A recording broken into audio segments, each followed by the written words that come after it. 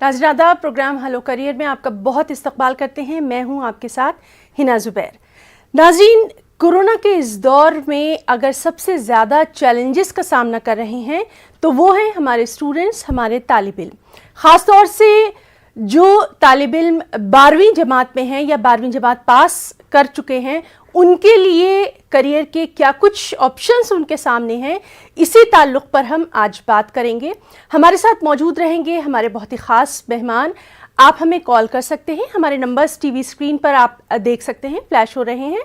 साथ ही साथ हम आपको ये भी बताएं कि हमारा ये ख़ास प्रोग्राम उन तमाम स्टूडेंट्स के लिए भी है जो कि अपने करियर को इस दौर में आगे ले जाना चाहते हैं। अगर कुछ भी उन्हें परेशानी है, कुछ भी वो गाइडेंस हासिल करना चाहते हैं तो वो हमें ज़रूर कॉल कर सकते हैं। तो चलिए प्रोग्राम की शुरुआत करेंगे। सबसे पहले हम आपका इंट्रोडक्शन करवा देते हैं। हमारे साथ आज मौजूद हैं बहुत ही हमारे ख़ास मेहमान, जाने पहचाने हमारे मेहमान, डॉक्टर संजय सिंह बघेल जी, जो कि एसोसिएट प्रोफेसर हैं दिल्ली यूनिवर्सिटी DU में। साथ ही साथ करियर काउंसलर हैं, मोटिवेशनल स्पीकर भी हैं, मीडिया एक्सपर्ट हैं, एकेडमिशियन भी हैं और बहुत सारी चीज़ें इनके नाम के साथ जुड़ी हैं। हम आपको बताएं कि इन्हें प्रेसिडेंट अवार्ड से भी नवाजा जा चुका है, साथ ही बहुत सारे इनामात से इन्हें सरफराज किया जा चुका है। तो संजय सिंह बघेल जी, आपका बहुत इस्तकबाल करेंगे अपने इस खास प्रोग्राम में। सर, सबसे पहले हम आपसे यही जानना चाहेंगे कि कोरोना का ये दौर हमारे जो तालिब इल्म हैं, जो हमारे स्टूडेंट्स हैं, ख़ास तौर पर हम 12th के तालिब इल्मों की बात करेंगे, स्टूडेंट्स की बात करेंगे, उनके लिए बहुत ज़्यादा चैलेंजिंग रहा है और थोड़ा सा कन्फ्यूजन भी है कि वो आगे क्या करें। आप उनको किस तरह से गाइडेंस देंगे? देखिए ही ना, ये जो मुसीबत है और कहते हैं ज़िंदगी जो है अनिश्चितता का दौर है, और जो ज़िंदगी निश्चित होती है उसको ज़िंदगी माना ही नहीं जाता। और इस तरह का कोरोना का जिस तरह से प्रॉब्लम आया है, ये कभी-कभी 100 वर्ष में पहली बार आया है फिर से। हम इसके पहले स्पेनिश फ्लू सुने थे, प्लेग सुने थे, तो एक पूरा इस तरह की चीज़ें आई हैं। लेकिन ये बच्चों के मन में इसका क्या प्रभाव पड़ेगा, क्योंकि वो सबसे एक्टिव प्राणी हैं और उनका करियर से जहां तक सवाल है, एक तरह से आप उछलते कूदते हुए बच्चों को जो सपने देख रहा है, जिसके पंख लगे हुए हैं, बिल्कुल, उनको आप बंद कर दीजिए तो समझ नहीं पाएगा कि हमें करना क्या चाहिए। बिल्कुल यही 12वीं पढ़ रहे बच्चों का, क्योंकि वो एक आसमान छूना चाहता है, वो देखना चाहता है, अपनी दुनिया से बाहर निकलना चाहता है। ऐसे में उसके मन में कई सारे उलझन होते हैं, तनाव होते हैं, करियर को लेकर के भी समस्याएं होती उसको। तो मुझे लगता है लेकिन यही सबसे बेहतर समय होता है जब आप अपने लिए समय दे पा रहे हैं और अपने आप को चेक कर पा रहे हैं, अपना स्वयं का मूल्यांकन कर पा रहे हैं। तो ऐसे बच्चों को मैं करना चाहूंगा कि आप जब भी इतना समय मिल रहा है तो आप थोड़ा अपने बैठिए और अपनी प्रतिभा को पहचानिए। हम मैनेजमेंट में और करियर के बारे में कहते हैं अपना स्वॉट एनालिसिस कीजिए, स्ट्रेंथ अपनी पहचानिए, अपनी वीकनेस पहचानिए और फिर देखिए कि मार्केट में अपॉर्चुनिटीज क्या है, उसके हिसाब से अपने आप को तैयार कीजिए। क्योंकि कोरोना काल में एक तो चीज बहुत अच्छी की है कि आप बता दिया है कि आने वाले समय में जो जॉब रिक्वायरमेंट है वो ट्रेडिशनल नहीं होगी, उसका प्लेटफॉर्म पूरी तरह से बदल चुका है। जो आने वाली जॉब है उसमें से 60 to 80% ऑनलाइन है और इसमें आपको दक्षता हासिल करनी होगी, आपको स्किल डेवलप करना होगा आज के मार्केट और ग्लोबलाइज्ड वर्ल्ड के हिसाब से, क्योंकि हम डिजिटल टेक्नोलॉजी में जी रहे हैं। तो इस तरह के जहां अभी तक हम ट्रेडिशनल कोर्सेस एक तरह से हम पढ़ रहे थे, उससे बाहर निकल के एक प्रोफेशनल कोर्सेस जो आ गए हैं, डिजिटल टेक्नोलॉजी है, डिजिटल मार्केटिंग है, पाइथन है, डाटा माइनिंग है, इन सबको जब हम पढ़ेंगे, क्लाउड कंप्यूटिंग है, ये सब पढ़ेंगे तो ये कितने बड़े करियर के अपॉर्चुनिटीज है कि डिमांड ज्यादा है, सप्लाई कम है।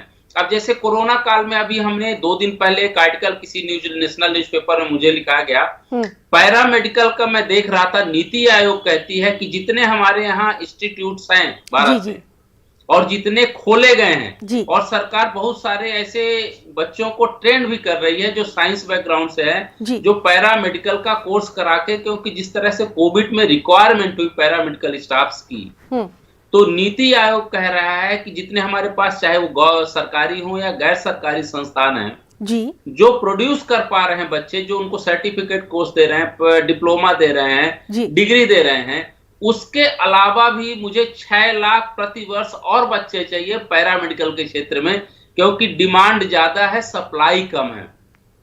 तो इस तरह के कोर्सेज जो आए हैं कहीं ना कहीं मार्केट के हिसाब से एकदम से नए हैं, लेकिन इनकी डिमांड बहुत ज्यादा है। तो ऐसे बच्चों को थोड़ा उस पर फोकस करना चाहिए। और दूसरा मैं और भी बोलना चाहूंगा, यदि आपके पास समय है, बिल्कुल बिल्कुल आप सब नेट से जुड़े हुए हैं जी, तो आप बहुत सारे ऑनलाइन कोर्सेस आजकल स्टार्ट हो चुके हैं, चाहे वो हार्वर्ड यूनिवर्सिटी से हो, चाहे वो कैम्ब्रिज से हो, चाहे ऑक्सफोर्ड से हो, चाहे आईआईटी कानपुर से हो, आईआईटी दिल्ली से हो, आईएम बेंगलोर से हो, आईएम अहमदाबाद, ऐसे बहुत सारे सर्टिफिकेट्स और डिप्लोमा कोर्सेस हैं जिसको आप कर सकते हैं, जो समय की जरूरत है। और कहीं ना कहीं ये आपकी स्किल को डेवलप करेंगे, जिसकी वजह से आपको निराश होने की जरूरत नहीं है। आपका भविष्य बहुत अच्छा होगा यदि आप इन कोर्सेज को कर लोगे, क्योंकि इनकी डिमांड, जो इस तरह के कोर्सेज बनाए गए हैं आपके लिए, उसकी जो है डिमांड मार्केट में बहुत आने वाले दिनों में होने वाली है। जी संजय सिंह जी, आपने बहुत ही कारामद बात बताई है और इसी बात को हम आगे बढ़ाएंगे। आपने हेल्थ सेक्टर की बात करी, 12th क्लास के बाद कौन कौन से ऐसे डिप्लोमा कोर्सेज खास तौर पर अगर हम बात करें, बच्चे जो हैं वो ले सकते हैं जिससे कि वो इस फील्ड में आगे बढ़ सके, क्योंकि आज वक्त की सबसे अहम ज़रूरत हमारा हेल्थ सेक्टर ही माना जा रहा है। देखिए हिना, अभी जो है यदि हम कुछ सेक्टर की बात करें, सेक्टर तो बहुत सारे हैं, लेकिन हम प्रोमिनेंट 6-7 सेक्टर देखें तो जो हो रहा है, तो आप देख लीजिए अभी जो हमारा मीडिया ही है, मीडिया जो है हमारा ट्रेडिशनल मीडिया, प्रिंट और इलेक्ट्रॉनिक से डिजिटल मीडिया में आ जा रहे हैं। बिल्कुल, बहुत सारे यूट्यूबर आ रहे हैं जो एडवर्टाइजिंग से लेके सब कुछ अपना ऑनलाइन प्लेटफॉर्म के माध्यम से बेच रहे हैं। और इसी तरह आर्ट ऑनलाइन प्लेटफॉर्म, इस बीच आपने देखा होगा जहां सबका बिजनेस बंद हुआ है, वहीं पर जोमेटो का बिजनेस, स्विगी का बिजनेस, फ्लिपकार्ट का बिजनेस, अमेजन का बिजनेस, इन सब का बिजनेस बढ़ा है। ऑनलाइन जो ये ग्रोसरी स्टोर्स हैं, ऑनलाइन मॉल हैं, इन सब का बिजनेस बढ़ा है। तो एक तो इस तरह ऑनलाइन बिजनेस से रिलेटेड यदि आप कोर्स करें, या उसको हम बोले डिजिटल मार्केटिंग से रिलेटेड कोर्स करें, तो आपके लिए अच्छा है। दूसरा, आप घर बैठे सोशल मीडिया मार्केटिंग का कोर्स करते हैं तो बहुत अच्छा है। इसके अलावा नर्सिंग का कोर्स, पैरामेडिकल का कोर्स, क्लाउड कंप्यूटिंग का कोर्स, डाटा माइनिंग का कोर्स, आर्टिफिशियल इंटेलिजेंस का कोर्स, यदि इस तरह का कोर्सेस आप करते हैं, पाइथन का कोर्स, यदि इस तरह के आप छोटे छोटे कोर्सेस 3-3 महीने 6-6 महीने का कोर्स करते हैं, तो मुझे लगता है ये कहीं ना कहीं आपको खाली नहीं बैठने देगा, वो आपके लिए एक तरह से रोजगार का अवसर लेकर सामने आएगा। जी बिल्कुल। और नाज़रीन, आपसे भी हमारी ये दरख्वास्त है कि आप हमें कॉल कर सकते हैं, ख़ासतौर से अपने करियर को लेकर आप कुछ अगर पूछना चाहें तो हमारे साथ एक्सपर्ट जो हैं वो मौजूद हैं, आप पूछ सकते हैं। संजय सिंह जी, आपसे ये भी हम जानना चाहेंगे, आज का नौजवान पढ़ाई के साथ साथ स्किल भी चाहता है ताकि बहुत जल्दी वो रोज़गार से लग सके, तो ये कितना ज़रूरी आप समझते हैं? क्योंकि आप इस फील्ड में एक्सपर्ट हैं, इसलिए हम आपसे जानना चाहते हैं अपने तमाम नाज़रीन के लिए। बिल्कुल हिना, मैं बोलना चाहूँगा ये 90s के पहले का दौर नहीं है, जब हम लोग पढ़ते थे और 12th के बाद लगता था कि मेडिकल और इंजीनियरिंग ही एक ऑप्शन है। यदि उसके बाद करेंगे तो बहुत होगा, तो ग्रेजुएशन करेंगे तो कॉमर्स कर लेंगे, ह्यूमैनिटीज से कर लेंगे, साइंस से कर लेंगे, तो उसके बाद हम प्रोफेसर बन जाएंगे, बहुत है तो सिविल सर्विस और स्टेट सर्विसेज की जॉब मिल जाएगी। आज का समय जो है, आज की रिक्वायरमेंट जो है, उसको हम बोलते हैं MTS, मल्टी टैलेंटेड सर्विस वाले लोगों की जरूरत है जी। तो MTS का हो गया मल्टी टैलेंटेड, मल्टीटास्किंग लोगों की जरूरत है। एक समय में आप कई काम कर सकें। जैसे आप हम मीडिया कह लें, यदि एक बच्चा हिंदी मीडियम का है और साथ साथ अंग्रेजी भी जानता है तो एक मीडिया से दूसरे मीडिया में स्विच कर सकता है। यदि उसके साथ एडिटिंग भी जानता है तो उसका एडेड एडवांटेज है। यदि उसका कम्युनिकेशन स्किल और अच्छी है तो वो और एडेड एडवांटेज है। तो एक साथ वो कोई भी कंपनी चाहती है एक ऐसे बंदे को हायर करो, 10 लोगों को हायर करने से बेटर है एक ऐसे बंदे को हायर करो जिसको प्रोडक्शन भी आता है, जिसको एडिटिंग भी आता है, जिसको कम्युनिकेशन स्किल भी आती है। यदि ऐसा बच्चा मिल जाता है हमें तो वो हमारे लिए सभी तरह का, तो इसीलिए बोलते हैं कि मल्टीटास्किंग काइंड ऑफ दी लोगों की जरूरत आजकल बहुत ज्यादा बढ़ रही है।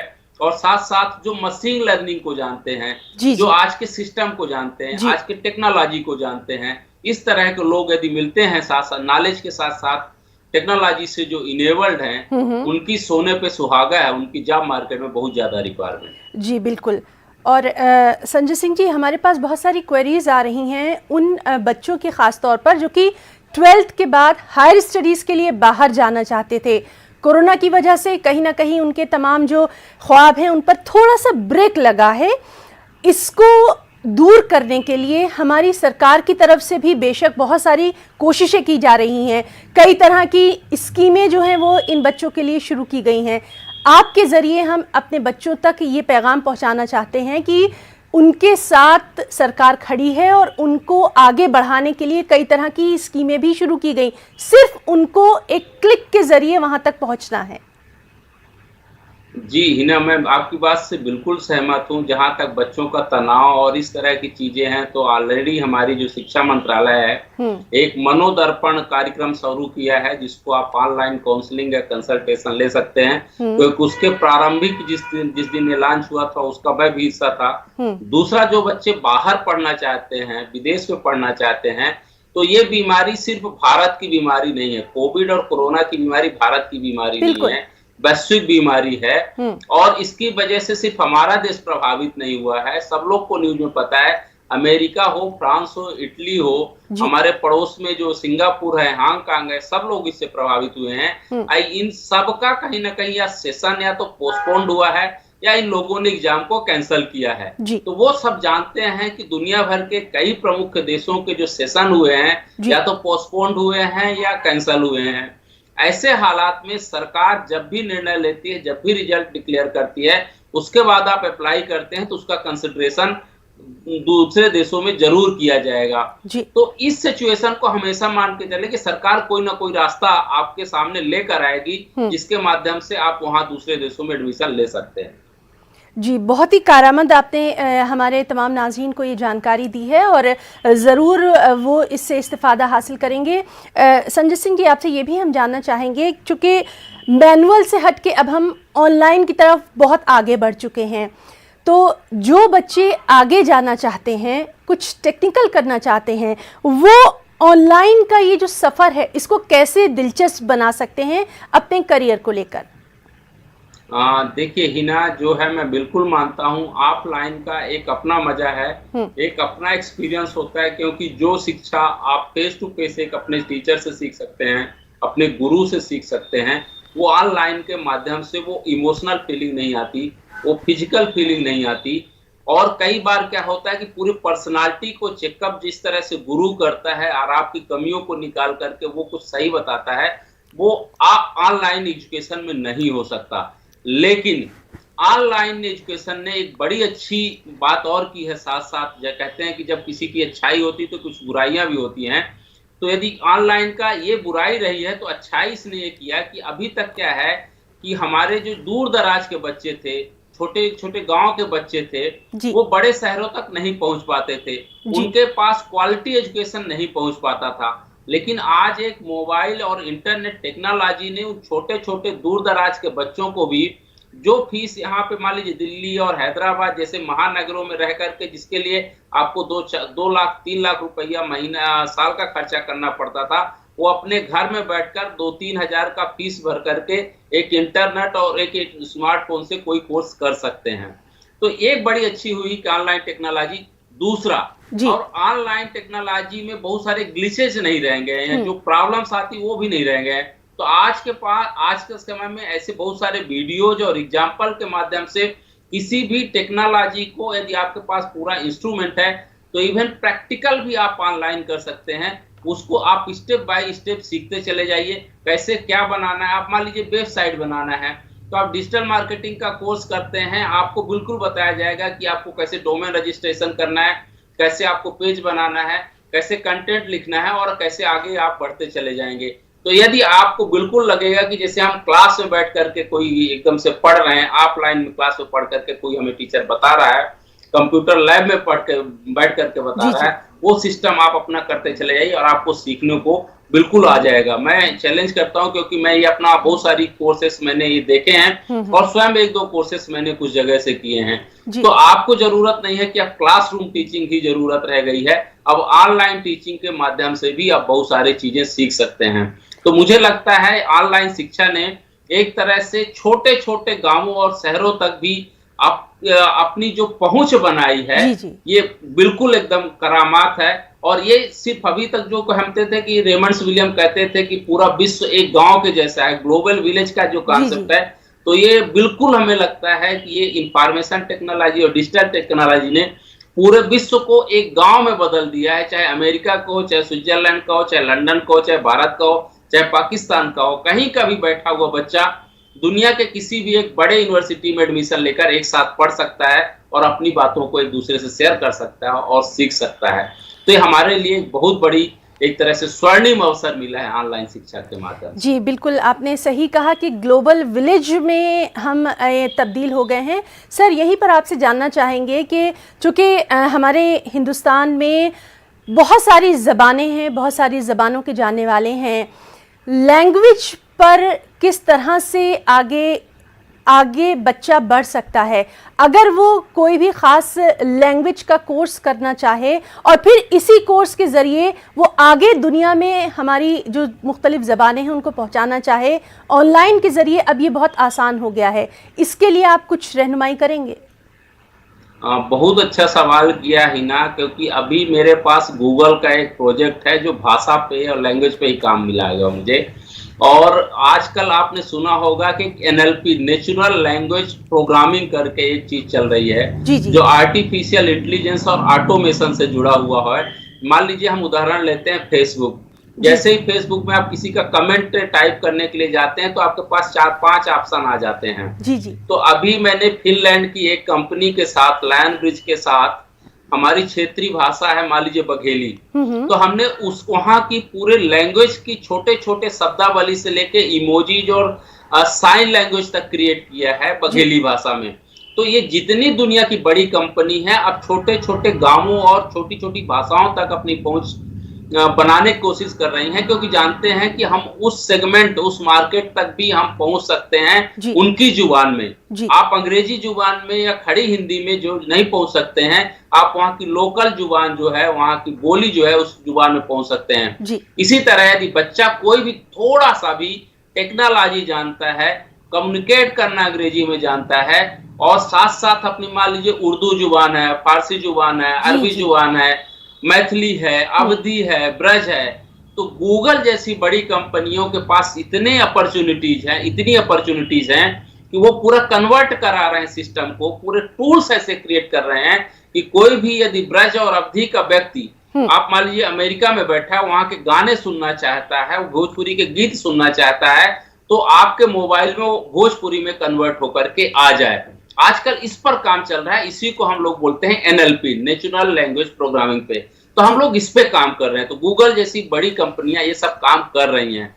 थोड़ा सा अपने को अपने एक तरह से कहेंगे कि खोल से बाहर निकलने की जरूरत है, अपने दायरे से बाहर निकलने की जरूरत है। यदि आप बाहर निकल कर देखेंगे तो आजकल इतना ज्यादा कन्वर्जन आ गया। गूगल में आप देखिए स्पीच टू टेक्स्ट थेरेपी आ गई है। स्पीच टू टेक्स्ट आप टाइप कर सकते हैं, आप बोलेंगे तो अपने आप टाइप हो जाएगा। आप बोलेंगे गूगल को, एलेक्सा को बोलेंगे convert in Bhojpuri, convert in English, तो हिंदी की चीज को आपको अंग्रेजी में कन्वर्ट कर देगा।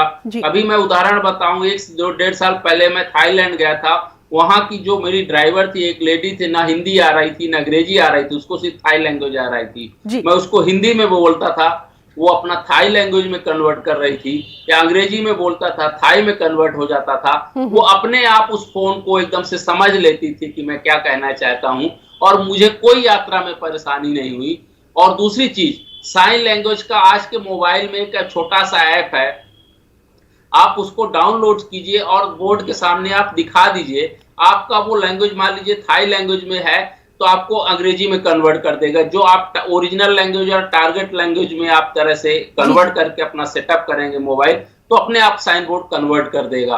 तो ये भाषाओं पे आजकल कमाल हो रहा है, इस पर काम हो रहा है। थोड़ा सा हमें इस पर काम करने की जरूरत है, हमें खोजने की जरूरत है क्योंकि दुनिया में आज सबसे ज्यादा जो रोजगार पैदा कर रहा है इंफॉर्मेशन टेक्नोलॉजी, डिजिटल टेक्नोलॉजी के बाद वो दूसरा सबसे बड़ा रोजगार क्रिएट करने वाला क्षेत्र है भाषा और ट्रांसलेशन पे काम हो रहा है। तो लैंग्वेज और ट्रांसलेशन पे दुनिया सबसे ज्यादा दूसरे नंबर पे रोजगार क्रिएट कर रहा है। तो इस पे आप थोड़ा सा फोकस करेंगे तो बहुत सारी अपॉर्चुनिटीज है जी। और बहुत तफसील से, बहुत आसान अल्फाज में आपने हमारे तमाम नाज़रीन तक ये बात पहुंचाई है। और अब चलिए बात करने की कोशिश करते हैं एक कॉलर से। हेलो हेलो हेलो, कैरियर जी, आप अपना नाम प्रोफेसर साहब आदाब। जी जी, सवाल करिए। आदाब आदाब सर, मैं तेलंगाना से बात कर रहा हूँ। जी जी सर, मेरा रिसेंटली बीकॉम कंप्लीट हो गया है। क्या मैं एमकॉम नहीं करके क्या लॉ कर सकता हूँ? देखिए, बिल्कुल आप करना क्या चाहते हैं और जीवन में आगे कैसे करना चाहते हैं, बिल्कुल बीकॉम के बाद आप लॉ कर सकते हैं। क्योंकि आजकल जो है, यदि आपने देखा होगा, एक कारपोरेट लॉ का बहुत ज्यादा डिमांड है।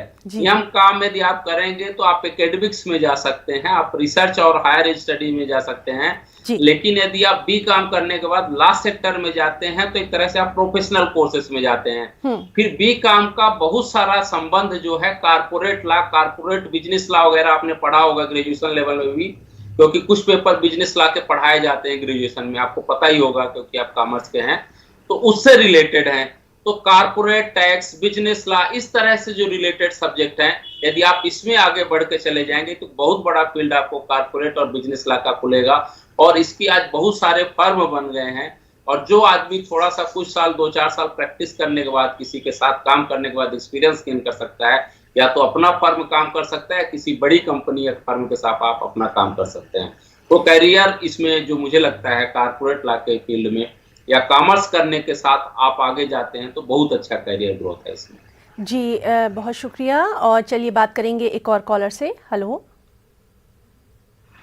Hello hello, good evening ma'am. जी, आप अपना सवाल कर सकते हैं। जी, मेरा नाम अब्दुल है। मैंने पीजी किया है उर्दू में। तो असल में मैं एक उस्ताद हूँ, सरकारी उस्ताद। मेरी उम्र 46 ईयर्स है। तो मैं आपकी आवाज नहीं आ रही है। जी जी, आप अपना सवाल फिर से दोहराएंगे। मैं पीजी उर्दू हूँ। मैं एक सरकारी उस्ताद हूँ। जी जी। तो मैंने उर्दू में पीजी किया है जी। तो मैं ये पार्ट टाइम बुनियादों पर रिसर्च करना चाहता था। मुझे बड़ा शौक था, लेकिन मुझे कोई ऑप्शन नहीं दिख रहा है। क्या इंडिया में ऐसा कोई ऑप्शन है कि मैं पार्ट टाइम रिसर्च करूं? जी बिल्कुल, आपकी बात पहुंच गई है। और बहुत शुक्रिया हमें कॉल करने के लिए। जी संजय। बिल्कुल, देखिए दोस्त, ऐसा है आपने उर्दू में किया है और आपको रिसर्च करने की ज़रूरत है। अभी मैं भाषा और लैंग्वेज पे ही काम बता रहा था कि कितनी ज़्यादा इस पे डिमांड बढ़ी है इस बीच में, क्योंकि जिस तरह से ऑटोमेशन और आर्टिफिशियल इंटेलिजेंस आया है और जिस तरह से भाषा का कन्वर्जन हो रहा है, जिसको हम कन्वर्जेंट मीडिया कह रहे हैं, तो आप उर्दू में इस तरह का कोई टॉपिक लेकर के आप गूगल कीजिएगा। गूगल में लैंग्वेज से रिलेटेड कहीं प्रोजेक्ट हो तो आप उस पर थोड़ा सा सर्च कीजिए, या लायन ब्रिज जैसी कंपनियां हैं या फ्रीलांसर का जैसे जो साइट्स हैं, इस पे आप देखिए कि इस पे क्या स्कोप हो सकता है। और उर्दू में रिसर्च करने के लिए बहुत सारी भारत देश में यूनिवर्सिटियां हैं। दिल्ली यूनिवर्सिटी से लेकर जेएनयू से लेकर के उस्मानिया यूनिवर्सिटी हैदराबाद, ऐसे तमाम जगह जहां उर्दू पढ़ाई जाती है। लखनऊ यूनिवर्सिटी, आप यहाँ से करेंगे तो हायर स्टडी और रिसर्च के लिए आप आगे बढ़ सकते हैं। और बिल्कुल इसमें आपके ऊपर डिपेंड है कि आप किस तरह का कोर्स करना चाहते हैं। यदि पीएचडी लेवल का आप रिसर्च करना चाहते हैं तो मुझे लगता है 3-4 महीने का एक कोर्स वर्क करना होता है। उसके अलावा आप कहीं भी रह करके अपना रिसर्च वर्क कंप्लीट कर सकते हैं। जी डॉक्टर संजय सिंह बघेल जी, हम आपका बहुत बहुत शुक्रिया अदा करना चाहेंगे। अपने इतने कीमती वक्त में से आपने हमारे न्यूज़ 18 उर्दू के नाज़रीन के लिए अपना ये कीमती मशवरों से उन्हें नवाजा है। और हमारे आज के इस ख़ास प्रोग्राम में फ़िलहाल इतना ही। हमारी पूरी हेलो करियर की टीम को इजाज़त दीजिए। आदाब।